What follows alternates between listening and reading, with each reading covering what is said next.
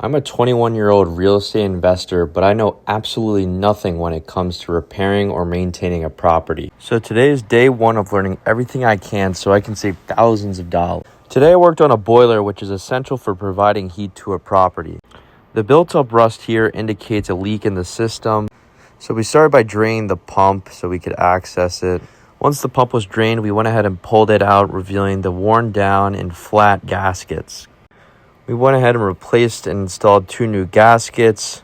Just like that, we popped them in quick and easy, sanded down our surface, and then went ahead and put the bolts right back in. And just like that, the job was done and the boiler was back to good.